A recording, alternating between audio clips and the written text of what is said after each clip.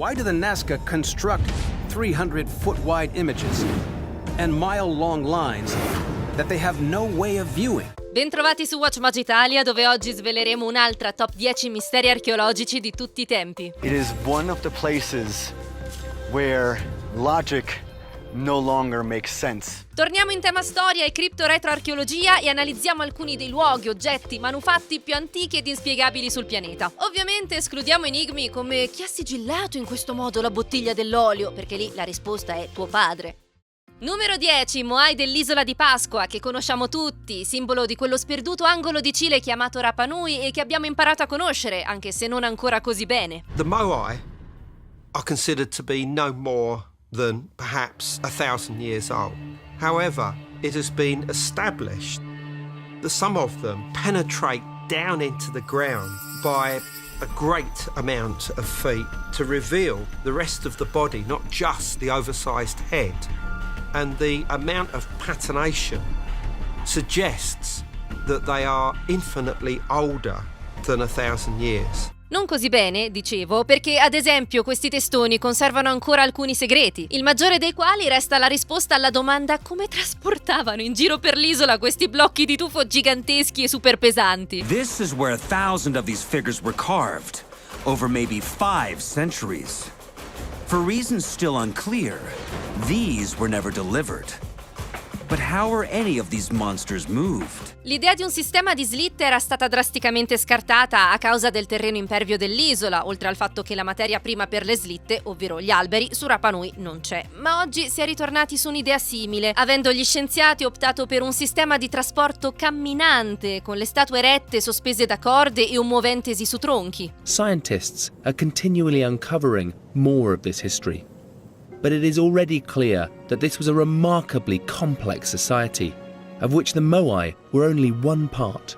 Numero 9, l'aeroplanino di Saqqara. Oddio, aeroplanino, uccellino, giocattolo, ennesimo dei tantissimi misteri dell'Egitto, ma molto meno alla ribalta e sicuramente meno studiato. Questo oggetto fu trovato nel 1989 in una tomba presso Saqqara, la città della piramide a gradoni di Djoser, per capirci, ma il suo uso è ancora ufficialmente incerto. Un giocattolo, un oggetto cerimoniale, alcuni hanno anche avanzato ipotesi più strampalate, come ad esempio che quello sia il prototipo in scala di un proto-aeromodello, vista la coda estremamente aerodinamica, anche se io un po' sorrido nel leggere questa teoria, la trovo simpatica, ma poco più. The Saqqara bird has provoked this fascinating discussion as to whether the ancient Egyptians did actually know how to fly. Ovviamente l'oggetto è troppo pesante per volare, ma il dibattito continua. Alla numero 8, il manoscritto di Voynich.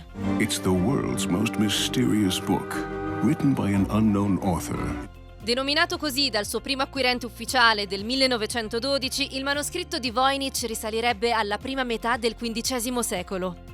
The truth is, after decades of dedicated study to try and solve the mystery, this strange book seems likely to remain one of our most enduring historical codes to crack. Scritto in un linguaggio e in caratteri che non si trovano da nessun'altra parte del mondo, il Voynich contiene disegni e simboli astrologici, persone, creature e piante, non sempre reali o davvero esistenti. Alcuni tentativi di decifrazione mostrerebbero che il linguaggio sia in realtà un codice strutturato per celare il contenuto ai più. Cryptologists say the writing has all the characteristics of a real language, just one that no one's ever seen before. What makes it seem real is that in actual languages, letters and groups of letters appear with consistent frequencies, and the language in the Voynich manuscript has patterns you wouldn't find from a random letter generator. Sembrerebbe che il manoscritto celi in realtà i segreti di un erbario molto ben architettato, oltre ad alcune conoscenze astronomiche, ma considerando il linguaggio fasullo e il fatto che lì dentro vi siano anche figure di pura fantasia, fa pensare che questo sia un manuale di qualche forma ritualistica. There are theories that the book might have been written in a kind of encoded Latin, or that an alien wrote it while being held captive in a monastery, or that Leonardo da Vinci wrote it as a child. Numero 7, le pietre di Pumapunku. In Bolivia esiste un sito archeologico, Pumapunku, appunto, costruito dalla cultura precolombiana dei Tiwanaku, e il dettaglio più misterioso di tutto il luogo sono questi strani geometricissimi blocchi di pietra. That is part of the great mystery of Pumapunku. It seems as though some kind of factory was set up there to make these almost exactly the same. It's almost like a Lego system of interconnecting blocks, and that is unique on this earth. Dritte come la mia traiettoria verso il bagno alla quarta birra e dotate di fori ad incastro che le uniscono davvero come un modellino Lego, queste pietre sembrano notevolmente ingegnerizzate nella loro costruzione per essere del VI secolo. It's like some giant cataclysm just wiped out this entire area. Archaeologists are baffled by what Pumapunku was, how it looked, and what the purpose of this enormous structure would have been. L'uniformità di queste rocce suggerirebbe davvero una sorta di catena di montaggio, codificata però da Ford nel 1913, quindi però è quasi certo che tali conoscenze ingegneristiche siano poi state adottate anche dai successori dei Tiwanaku, ovvero gli Incas. Pumapunku è ancora uno di quei siti che se lo dite a Bossari ci fa 4 puntate. Very little doubt in my mind that Pumapunku was built with some sort of extraterrestrial technology, and that its destruction was probably caused by a great flood, perhaps the same flood that is described in the Old Testament. Numero 6, il martello londinese. Trovato, giustamente, a Londra, o meglio, a London, Texas, apparentemente è un classico martello da lavoro con testa in ferro e manico in legno. Was found in the Travis Formation. It's a concretion of sandstone. And it usually takes about 140 million years for this to form. That would put it at 140 million years old. E appunto la stranezza sta nella sua datazione, perché sembra evidentemente un manufatto anomalo, trovato in una roccia di formazione cretacica. Dunque, come potrebbe un martello che sembra costruito dall'uomo esistere da un'epoca precedente milioni di anni all'essere umano? Bella domanda. L'ipotesi meno suggestiva è che sia frutto di un'estrema casualità geologica, per l'appunto. When we were making steel for tools, part of the process is to use a blast furnace to remove carbon out of it completely, but we always have about 0.2 to 2% left over.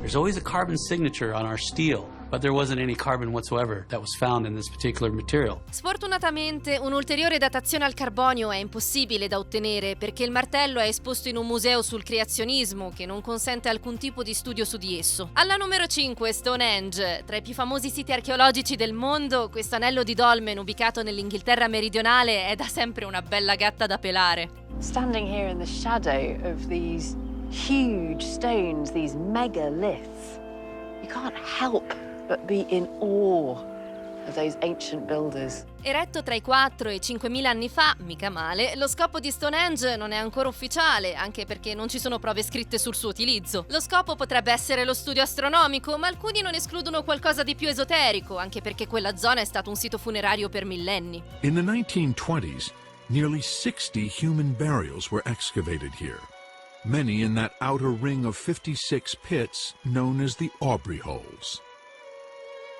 But the discoveries were hardly acknowledged. Anche il fatidico come resta incerto, per quanto sembri improbabile che queste pietre provengano da chilometri di distanza, dove sarebbero state scolpite senza ausilio di strumenti moderni. Ci sono molte teorie a supportare questa versione, che sembra la più probabile. The predominant theory as to how the megalithic blocks were moved is that the builders fashioned sledges and rollers out of tree trunks to lug the blue stones from the Preseli Hills, then transferred them onto rafts and floated them first along the Welsh coast and then up the River Avon towards Salisbury Plain. Per quanto si continui a studiarlo, Stonehenge resterà a suo modo il cuore dei misteri sui druidi. Why is it here?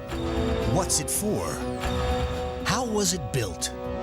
The answers are lost in the mists of time. Numero 4, la civiltà della Valle dell'Indo. Anche noti come Harappan, figli Khmer della terra desolata del Kfnir, questo popolo antichissimo abitò la valle del fiume Indo, negli attuali Pakistan e India, più o meno 5.000 anni fa, una delle più antiche civilizzazioni umane di sempre.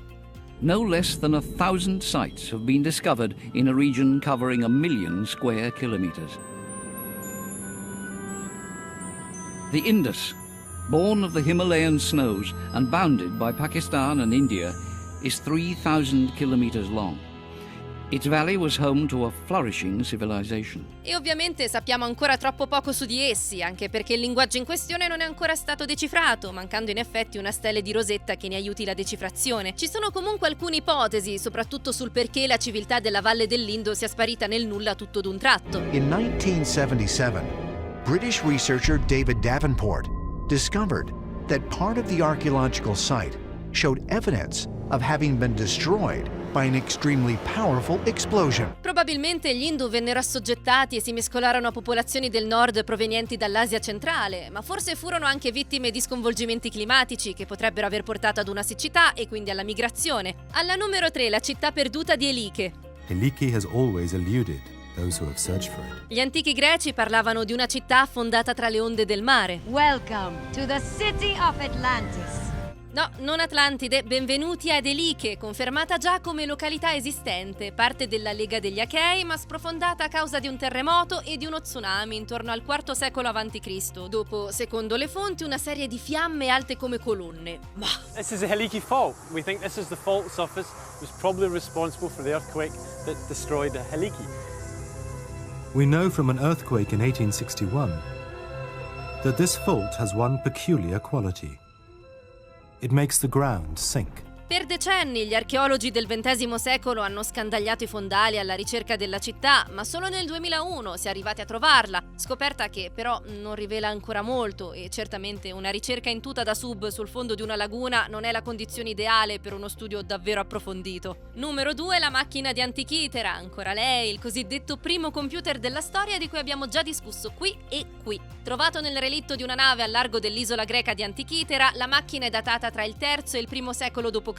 e ha lasciato gli studiosi per un bel po' totalmente senza risposte. If it hadn't been discovered when it was in 1901, no one would possibly believe that it could exist because it's so sophisticated. Il meccanismo sarebbe un antichissimo astrolabio analogico che poteva predire non solo i movimenti delle stelle e dei pianeti, ma anche eclissi solari a distanza di anni. Si credeva che meccanismi ad orologeria come questo fossero stati inventati non prima del Medioevo e questo ritrovamento spalancherebbe le porte ad una possibile arte greca di proto-ingegneria elettronica, circa, riscrivendo quindi parte della storia. It rewrites the history of technology. It tells us that things were going on in 2nd century BC Greece which we had no idea about.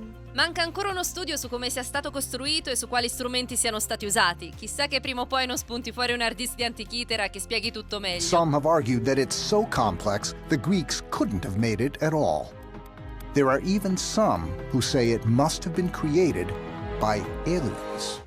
Se non volete risvegliarvi in un museo esposti col cartello possibili ciccioculoni nerd del XXI secolo, datazione incerta, cliccate la campanella degli avvisi e alla numero 1, il collasso dell'età del bronzo. Durante il XII secolo a.C., il bacino del Mediterraneo venne investito da alcuni sconvolgimenti così devastanti da portare al crollo molti dei gruppi etnici umani presenti all'epoca e il fatto che avvenne tutto così in fretta ha lasciato gli scienziati a scervellarsi per bene. Alcuni resoconti dell'epoca parlano delle incursioni dei popoli del mare, che sicuramente avrebbero potuto contribuire al collasso di una civiltà. Inoltre, la scoperta del ferro potrebbe aver incrementato un qualche fattore di minaccia, soprattutto per quei gruppi che non riuscirono ad adattarsi in fretta. Come poi abbiamo già accennato qui, è quasi certo che ci fu anche un qualche cataclisma, probabilmente eruzioni vulcaniche o terremoti, a sconquassare per bene il pianeta. Alcuni campioni di pollini evidenziano un caldo anomalo che potrebbe aver portato a una forte siccità. Nulla è certo, ma quasi sicuramente una commistione di tutti questi fattori causò l'improvviso collasso della società dell'epoca. Allora, piaciuta la nostra lista? E ora siete pronti per il momento bloopers?